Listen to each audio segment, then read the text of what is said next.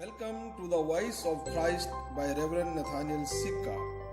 आप सभी का वॉइस ऑफ क्राइस्ट चैनल पर स्वागत। प्लीज सब्सक्राइब करें, लाइक करें, कमेंट करें और शेयर करें ताकि मुझे पता हो कि आप मुझे सुन रहे हैं। Thank you. प्यारे मित्रों, प्रभु यीशु मसीह के नाम में आज जय मसीह की। और आज की सुबह मैं लेवी व्यवस्था की किताब से आपके साथ में चर्चा करना चाहता हूँ। यदि आपने मेरा पिछला संदेश सुना होगा तो निर्गमन की किताब से मैंने कुछ बातों को रखा था ताकि आप बाइबल को समझें, उस किताब को समझें। आज मैं लेवी व्यवस्था की किताब से कुछ उसकी महत्वपूर्ण बातों को रखना चाहता हूं ताकि हम 10 मिनट के अंदर में लेवी व्यवस्था की कुछ खास बातें हैं, इस किताब की जो खास बातें हैं हम उसे सीख सकें। लेवी व्यवस्था की किताब के अंदर में कुल 27 अध्याय है और लेवी व्यवस्था की किताब याकूब के तीसरे नंबर के बेटे लेवी के नाम पर रखा गया है। और क्योंकि लेवी वंश को धार्मिक अनुष्ठान और याजकी सेवा के लिए परमेश्वर ने मूसा के द्वारा अलग किया था, इसलिए ये जो किताब है उनके नाम से रखी गई। और इसका जो इब्रानी मतलब भी होता है कि जो बुलाए गए परमेश्वर की सेवा के लिए, परमेश्वर के अनुष्ठान को पूर्ण करने के लिए जो लेवी हैं वो बुलाए गए थे, वो अलग किए गए थे और इसलिए किताब उनके नाम पर रखी गई है। इस किताब की जो मुख्य बात है, जो प्रमुख बात है, वो ये है कि परमेश्वर ने इस किताब के अंदर में धार्मिक पर्वों की विधियां इजरायलियों को दिया कि किस तरह उन्हें पर्व मनाना है और पर्व का क्या मतलब होगा। ये धार्मिक पर्वों की विधियां, रीतियां परमेश्वर ने इस्राएलियों को दिया। इस किताब के अंदर में परमेश्वर ने शुद्धता और पवित्रता की विधियां इजरायलियों के लिए निर्धारित की, जो बहुत महत्वपूर्ण थी, क्योंकि परमेश्वर यही चाहता था कि इजरायली पवित्र जीवन इस संसार के अंदर में जिए। साथ ही इस किताब के अंदर में परमेश्वर ने उन्हें नैतिक आचरण के विषय में समझाइश दी और शिक्षाएं दी और आज्ञाएं दी कि किस प्रकार से उन्हें अपने व्यवहार में, अपने सामाजिक जीवन में, अपने आत्मिक जीवन में किस प्रकार का व्यवहार उन्हें करना है, किस प्रकार का जीवन उन्हें जीना है। तो नैतिक जीवन परमेश्वर ने उनके लिए स्थापित किया ताकि उस नैतिक जीवन के अनुसार वे अपना व्यवहारिक, सामाजिक और धार्मिक जीवन जी सके। और साथ ही इस किताब के अंदर में जब आप पढ़ेंगे तो बलिदान चढ़ाने की विधियां परमेश्वर ने इजरायलियों को दी ताकि जब वो बलि चढ़ाए तो किस प्रकार से वो बलि चढ़ाकर प्रायश्चित कर सके, किस प्रकार से बलिदान चढ़ाकर वो परमेश्वर के साथ में संबंध स्थापित कर सके। और क्योंकि परमेश्वर इनके जीवन को चुना था कि ये ना केवल परमेश्वर के निज लोग बने, किंतु भविष्य में ये परमेश्वर के प्रतिनिधि बनकर सारी दुनिया के मध्य में एक मिसाल पेश करें। और इसलिए ये जरूरी था कि वे परमेश्वर के सम्मुख बने रहे ताकि दुनिया के तमाम जातियों से जो उनका जीवन है वो अलग नजर आए। और इस किताब के अंदर में जो मूल बातें जो परमेश्वर ने उनके जीवन के लिए दिया, जो हम इस किताब के अंदर में पढ़ते हैं कि उस जंगल में इन विधियों के द्वारा, इन बलिदानों के द्वारा, इन नीति नियमों के द्वारा परमेश्वर ने उनके जीवन को सुसज्जित किया, परमेश्वर ने उनके जीवन को निखारा, परमेश्वर ने उनके जीवन को एक रूप दिया, एक आकार दिया। इस किताब के अंदर की जो मूल शिक्षा है, यदि हम इस किताब के अंदर में पढ़ें तो इस बात को हम सीखेंगे कि लेवी व्यवस्था में जो कई प्रकार के बलिदानों की चर्चा है, जैसे होम बलि, मेल बलि, दोष बलि, पाप बलि और अन्य बलि।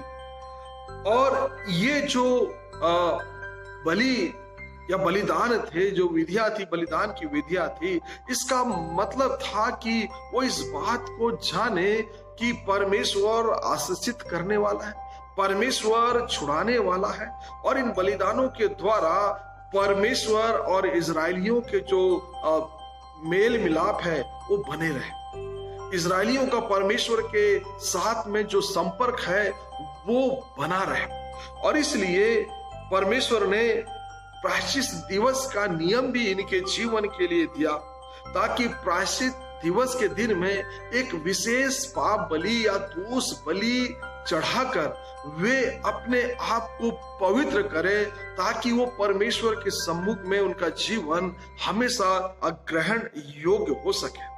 क्योंकि परमेश्वर हमेशा एक व्यक्ति से, एक जाति से जिसे वो चुनता है, पवित्रता की उम्मीद करता है, पवित्रता की अपेक्षा करता है। और इसलिए जब हम इस अध्याय के 19 अध्याय के 2 पद में पढ़े तो प्रभु ने अपने भावनाओं को, अपने विचारों को व्यक्त किया और कहा कि मैं पवित्र हूं, और क्योंकि मैं पवित्र हूं इसलिए तुम भी पवित्र बनो। तुम्हारा यहोवा परमेश्वर पवित्र है, इसलिए तुम पवित्र बनो।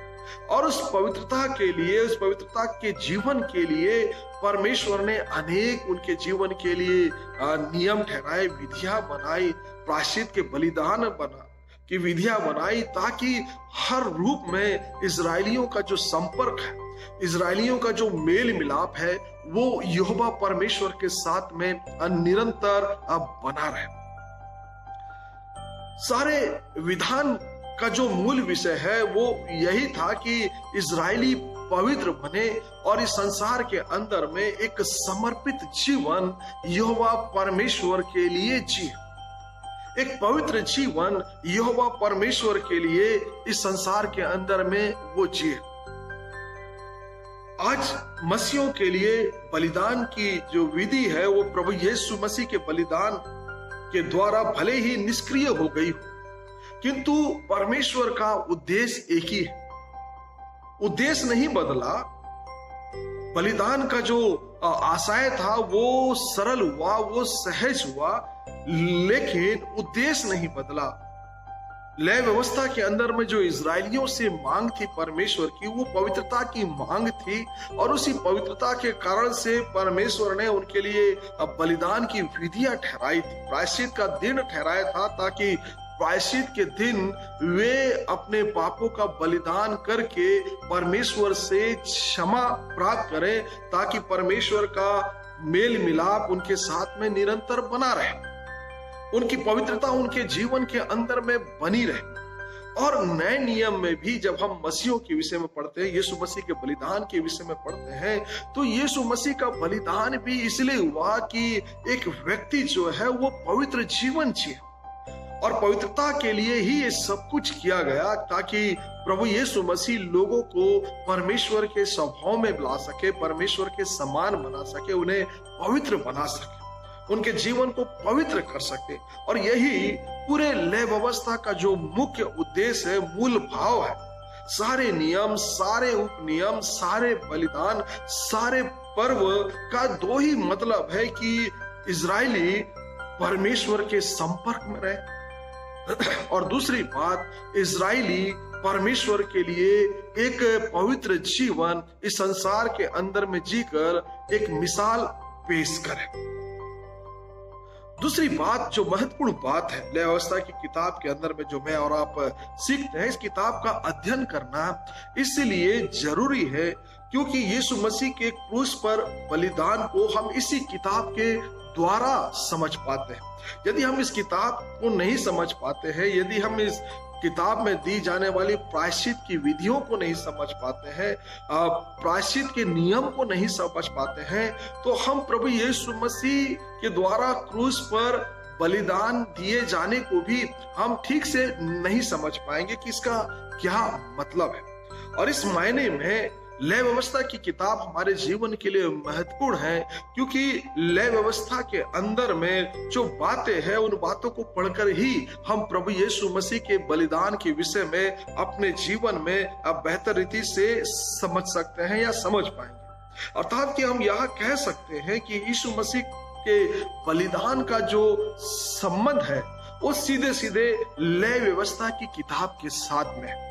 और जब हम इस बलिदान के विषय में लय व्यवस्था के अंदर में पढ़ते हैं, विधि विधान के विषय में पढ़ते हैं, तब हमें अच्छी रीति से समझ आता है कि प्रभु यीशु मसीह का बलिदान क्रूस पर क्यों हुआ, क्यों यीशु मसीह के लहू बहाए जाने के द्वारा हमारा छुटकारा हुआ, हमारा पवित्रकरण हुआ। वो जब हम लय व्यवस्था की किताबों के अंदर में पढ़ते हैं तब हमें समझ आता है। तो दो मूल बात इस किताब के अंदर में हमें याद रखना है कि परमेश्वर की इबादत, परमेश्वर की आराधना करके परमेश्वर के संपर्क में रहना, और दूसरी बात अपने आप को परमेश्वर के लिए पवित्र बनाए रखना, ये इस किताब का मूल उद्देश्य है। और ना केवल इस किताब का लेकिन संपूर्ण बाइबल का यही मूल उद्देश्य है। और परमेश्वर का मूल उद्देश्य है कि एक विश्वासी संसार के अंदर में परमेश्वर के समान पवित्र बने और इस संसार में परमेश्वर की पवित्रता की मिसाल बने। आशा करता हूं कि आपने इस लय व्यवस्था की किताब की कुछ महत्वपूर्ण बातों को सीखा होगा। यदि आप आने वाले अध्याय के विषय में सीखना चाहते हैं, गिनती के विषय में सीखना चाहते हैं, उसके विषय में आप जानना चाहते हैं, बाइबल पढ़ने का कम समय आपके पास में है, तो 10 से 12 मिनट के अंदर में आप इन किताबों की समझ रख सकते हैं। इसके लिए आप मेरे चैनल को सब्सक्राइब करें ताकि सीधे सीधे जब भी मैं प्रभु का कोई वचन रखूं तो वो आप तक पहुंचे। जय मसीह।